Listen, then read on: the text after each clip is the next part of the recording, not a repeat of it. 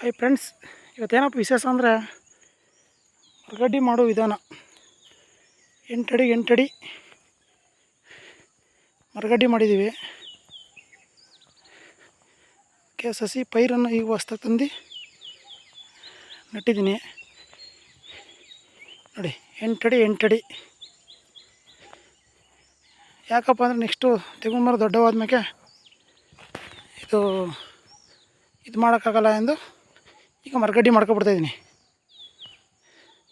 ಫಸ್ಟೆಲ್ಲ ಬೇರೆ ಬೆಳೆ ಬೆಳೀತಿದ್ದೋ, ಈಗೆಲ್ಲ ನಿಲ್ಲಿಸ್ಬಿಟ್ಟು ಈಗ ಮರಗಡ್ಡಿ ಮಾಡ್ತಾಯಿದ್ದೀನಿ. ಉಪ್ನೇರಳೆ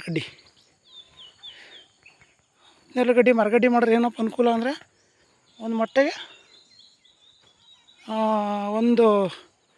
ಒಂದು ಮರಗಡ್ಡಿ ಸಾಕು. ಆಮೇಲೆ ನೀರು ಬೇಕೇ ಬೇಕು ಅಂತ ಅವಶ್ಯಕತೆ ಇಲ್ಲ. ಬರೀ ಬಿಂದಿಗೆ ನೀರಲ್ಲಿ ಬೆಳೆಯೋ ಜನ ಇದೆ. ಆ ಉದ್ದೇಶದಿಂದ ಇದೊಂದು ಇರಲಿ ಅಂತ ಮರಗಡ್ಡಿ ಮಾಡಿದ್ದೀನಿ ನೋಡಿ. ಹೇಗೆ ಪಟ ಎಲ್ಲ ಒಡಿಸಿ ರೆಡಿ ಮಾಡ್ಕೊಂಡಿದ್ದೀನಿ. 8 ಅಡಿ ನಡೆಸ್ತಾ ಇದ್ದೀನಿ.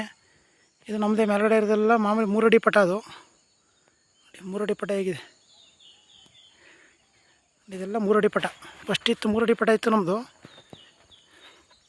ಈಗ ಅದನ್ನು ನಿಲ್ಲಿಸ್ಬಿಟ್ಟು 8 ಅಡಿ ಪಟ್ಟಕ್ಕೆ ಮರಗಡ್ಡಿ ಮಾಡ್ಕೊತಾಯಿದ್ದೀನಿ. ಒಂದು 2 ವರ್ಷಕ್ಕೆ ಆದ್ಬಿಟ್ರೆ ಮರಗಡ್ಡಿ. ಇದೆಲ್ಲ 3 ಅಡಿ ಪಟ. ಇದು ನೋಡಿ, 4,000 ಗುಳಿ ಇದೆ. ಅಲ್ಲಿಗಂಟ ಮೇಲ್ಗಡೆ ಅಲ್ಲಿ ಗಂಟು ನಮ್ಮದೇ. ಈಗೇನಪ್ಪ ಅಂದರೆ ವಿಶೇಷ ಅಂದರೆ ಮರಗಡ್ಡಿ ಮಾಡಬೇಕು ಅಂತ ಮಾಡ್ತಾಯಿರೋದು ನೋಡಿ. ಮರಗಡ್ಡಿ ಪಟ ಹೊಡ್ಸಿದ್ದು ನೋಡಿ, ಶಿಸ್ತಾಗಿ ಹೆಂಗೆ ಕಾಣುತ್ತೆ.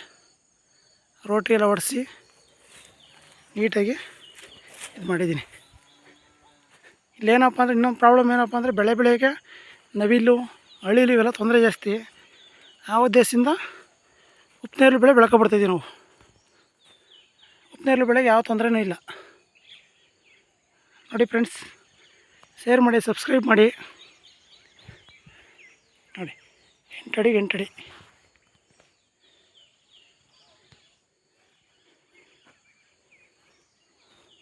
ನೋಡಿ, ಶಿಸ್ತಾಗಿ ಕಾಣ್ತದೆ. 8 ಅಡಿ ಪಟ. ಅಗಲ 7 ಅಡಿ ಇದೆ.